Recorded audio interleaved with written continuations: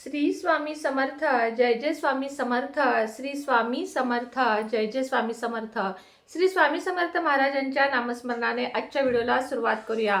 शुभ दुपार तुम्हा सगळ्यांना। कसे आहात तुम्ही सगळे? आशा व्यक्त करते स्वस्थ असाल, मस्त असाल, स्वामींच्या सेवेमध्ये रममाण असाल।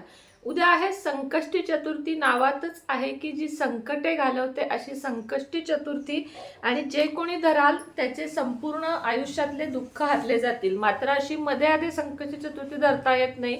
मला कालच्या व्हिडिओ खाली कमेंट आलेत म्हणून सांगते, जेव्हा 6 महिन्यातून एकदा अंगारकी चतुर्थीचा योग येतो, म्हणजे मंगळवारी चतुर्थी येते, तो असतो अंगारकी योग। त्या दिवशीपासून चतुर्थी धरता येते, अशी मध्ये आधी चतुर्थी धरता येत नाही। अंगारकी चतुर्थीपासून तुम्ही चतुर्थी 1 वर्ष धरेन असं बोला, संकल्प करा, 2 वर्ष धरेन किंवा आयुष्यभर धरेन असा संकल्प करा, आणि अंगारकी चतुर्थीपासून तुम्ही चतुर्थीचे व्रत करू शकता। चतुर्थीचे व्रत करताना लक्षात घ्या की तुम्हाला काहीही खाऊ शकता, खिचडी, बटाटा, तुम्ही ड्रायफ्रूट्स खाऊ शकता, तुम्ही म्हणजे जे काही उपवासाचे पदार्थ असतात, साबुदाणा, बटाटे, हे सगळं काही खाऊ शकता। मात्र जर पित्ताचा त्रास होऊ नये वाटत असेल, तब्येत बिघडू नये वाटत असेल, तर सफरचंद, केळी, दूध, ताक, दही याच्यावर जोर द्या। साबुदाण्याकडे, शेंगदाण्याच्या कुटाकडे दुर्लक्ष करा, कारण त्यामुळे अतिशय प्रमाणात पित्ताचा त्रास होतो आणि त्यामुळे आपली तब्येत बिघडते, मन बेचैन होते, आणि एकदा का मन बेचैन झाले की आपल्याकडून सेवा होत नाहीत। म्हणजे मी हे सगळं सांगितलं ते कशासाठी, तर सेवा झाल्या पाहिजे। चतुर्थी धरली आहे, उपास धरलाय, झालं, संध्याकाळी सोडला, चतुर्थी संपली असं नसतं। तर चतुर्थीच्या सेवा आपल्याकडून घडल्या पाहिजेत। सगळ्यात आधी सर्वप्रथम सकाळी लवकर उठून उठल्या गणपतीचे स्मरण करावे। वक्रतुंड महाकाय सूर्यकोटी समप्रभा निर्विघ्नं कुरुमे देव सर्व कार्येषु सर्वदा असं बोलूनच सकाळची सुरुवात करावी। देवघरातल्या गणपतीचे लांबून दर्शन घ्यावे आणि या दिवशी सुरुवात गणपतीच्या नावाने करावी। त्यानंतर सर्वप्रथम तुम्ही आंघोळ करावी। गुरुवार नसेल तर, म्हणजे आता उद्या मला वाटतं बुधवार आहे, चालते, डोक्यावरून आंघोळ करावी। लाल किंवा पिवळे वस्त्र अंगामध्ये धारण करावेत। पुरुष असाल, स्त्री असाल, मुली असाल, गणपतीचा हा अत्यंत आवडीचा रंग आहे। त्यानंतर देवपूजेला बसावं, देवघर स्वच्छ करावं, गणपतीची मूर्ती स्वच्छ करावी। तुम्ही ज्या कशानं, चिंच, मीठ, लिंबू मीठ, जे काही कशाने स्वच्छ करता त्याने स्वच्छ करून घ्यावी, आणि त्यानंतर तामणात थोड्या अक्षता ठेवाव्यात लाल पिवळ्या, त्याच्यावर गणपतीची मूर्ती ठेवावी। आधी पाण्याने, मग पंचामृताने, मग पुन्हा पाण्याने, असं अथर्वशीर्ष म्हणत अभिषेक करावा। अथर्वशीर्ष म्हणता येत नसेल तर ओम गम गणपते नमः, ओम गम गणपते नमः एवढ्या मंत्राचा जप करत अभिषेक करावा।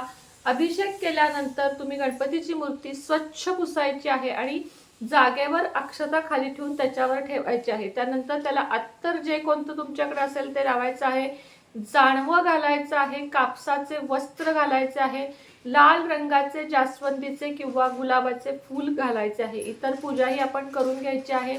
आणि त्यानंतर तुम्हाला गणपतीला गुळ खोबऱ्याचा नैवेद्य सगळ्यात जास्त प्रिय आहे। सकाळी म्हणजे सकाळचं दाखवताना गुळ खोबऱ्याचा नैवेद्य तुम्हाला दाखवायचा आहे। 21 दुर्वा व्हायचे आहेत, लाल फूल व्हायचे आहे, दुर्वा, शमीचे पत्र असेल तर शमीपत्र अवश्य गणपतीला उद्याच्या दिवशी व्हायचे आहे। ही झाली सकाळची सेवा। तुम्हाला शक्य असेल तर 11, 3, 5 असे अथर्वशीर्षाचे पाठ उद्या घरामध्ये करा, मुलांकडून म्हणून घ्या। त्याचप्रमाणे दुर्वा हातात घ्या, 21 दुर्वा हातात घ्या, मुलांना शेजारी बसवा किंवा मुलांच्या हातात दुर्वा द्या, अथर्वशीर्ष म्हणा, आणि त्या ज्या दुर्वा आहेत त्या गणपतीला चढवायला विसरू नका। यामुळे मुलांच्या बुद्धीमध्ये तल्लख बुद्धी होण्यासाठी मदत होते। आता या वाहिलेल्या दुर्वा काय करायच्या, निर्माल्यात टाकायच्या का तर नाही। 2 दुर्वा पतीच्या पर्समध्ये, 2 दुर्वा आपल्या पर्समध्ये, 2 दुर्वा मुलाच्या सॅकमध्ये, 2 दुर्वा तिजोरीमध्ये अशा ठेवायच्या। तिजोरीत ठेवल्याने धनसंपत्ती वाढते, खिशात ठेवल्याने सुद्धा धनसंपत्ती वाढते, मुलांच्या कंपासात वगैरे ठेवल्यामुळे मुलांची बुद्धी तल्लख होण्यास मदत होते। पुढच्या चतुर्थीला पहिल्या दुर्वा निर्माल्यात टाकाव्यात, पुन्हा दुसऱ्या ठेवाव्यात, असं नक्की करावं। हा दुर्वांचा उपाय तुम्ही करून बघा, तुमच्या आयुष्यात खूप सारा फरक तुम्हाला दिसेल। त्याचप्रमाणे दुसरा उपाय जो मी नेहमी सांगते, ज्या जमिनीत उगवलेल्या दुर्वा असतात स्वच्छ जागेवरच्या, एका दुर्वेने दुसऱ्या दुर्वेला गाठ बांधायची आणि आपली इच्छा बोलायची। यामुळे सुद्धा खूप मोठ्या मोठ्या इच्छा पूर्ण होतात। हा उपाय सुद्धा प्रत्येक चतुर्थीला आपल्याला करायचा असतो। तिसरी गोष्ट म्हणजे या दिवशीपासून तुम्ही 180 दिवस गणपतीला जर नुसते जाऊन आलात, अंघोळ करायची, चहा सुद्धा प्यायचा नाही आणि गणपतीला जाऊन यायचे. मी गणेश जयंतीपासून ही सेवा चालू केली आहे, तुम्हीही करा. अफलातून रिझल्ट आहेत. मनातल्या कठीणातल्या कठीण इच्छा पूर्ण होतात. अगदी तुम्हाला घर हवं असेल, तुम्हाला काय हवं असेल, हवी ती इच्छा तुम्ही रोज गणपतीजवळ बोलायची, रोज बोलायची, न चुकता रोज बोलायची. तिथं बसून तुम्हाला ओम गम गणपते महा एक माळ जप करायचा जमत असेल तर, नाहीतर नुसते हात जोडून 5 प्रदक्षिणा घालून गणपतीला तुम्ही माघारी यायचे आहे. त्याचप्रमाणे तुम्हाला उद्या काय जाळायचे आहे. आता गणपतीपाशी कापूर जाळा हा उपाय तर मी तुम्हाला कालच दिलेला आहे.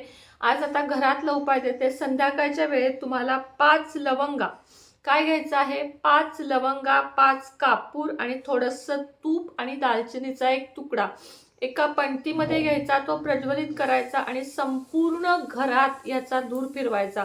आधी गणपतीला आणि मग संपूर्ण घरात. त्यानंतर याचे जे भस्म होईल ते सगळ्यांनी कपाळाला लावायचे आणि उरलेले भस्म झाडाखाली टाकून द्यायचे. हा उपाय करून बघा. खूप प्रचंड ताकदवर उपाय आहे आणि ह्याने सुद्धा तुमच्या मनातील अनेक इच्छा पूर्ण होतील. सगळी पूजा अर्चा झाली की गणपती पुढे शांत बसायचे आहे. ओम गण गणपते नमःचा 108 वेळा जप करायचा आहे. त्याचप्रमाणे अथर्व शीर्ष जर जमत नसेल म्हणायला तर यूट्यूबला लावून गणपती पुढे हात जोडून का होईना बसायचे आहे. गणपती स्तोत्र म्हणायचे आहे आणि त्याचप्रमाणे तुम्हाला गणपतीजवळ नवस बोलायचं आहे, जी काही तुमची इच्छा आहे तो. उद्याच्या दिवशी संध्याकाळी तुम्हाला चंद्राचे दर्शन घेतल्याशिवाय हा उपास सोडायचा नसतो. चंद्राचे दर्शन घेऊन मगच तुम्हाला हा उपास सोडायचा असतो. ओम गम गणपते नमः म्हणत तुम्हाला कच्चे दूध म्हणजे न तापवलेली पिशवी आणा छोटी आणि न तापवलेल्या दुधाचा अर्घ म्हणजे दूध ते चंद्राला तुम्हाला चढवायचं आहे. चंद्राला ओवाळायचं आहे. चंद्राची पूजा करायची आहे आणि मग गणपतीची पूजा म्हणजे आरती म्हणायची आहे आणि त्यानंतरच उपवास सोडायला बसायचा आहे. आजारी असाल, खूप काही गोळ्या वगैरे चालू असतील तर चंद्राचे नुसते दर्शन घेऊन जेवायला बसलात तरी चालेल. मात्र जे आजारी नाहीत, जे उपवास सोडायला थांबू शकतात, त्यांनी चंद्रोदय होईपर्यंत थांबा. प्रत्येक कॅलेंडरमध्ये चंद्रोदय किती वाजता होतो याची नोंद असते, ते बघा आणि त्याप्रमाणे तुम्हाला उपवास सोडायचा आहे. उपवास सोडताना शक्य झाले तर प्रत्येक चतुर्थीला 21 मोदकांचा नैवेद्य तरी गणपतीला दाखवत जा.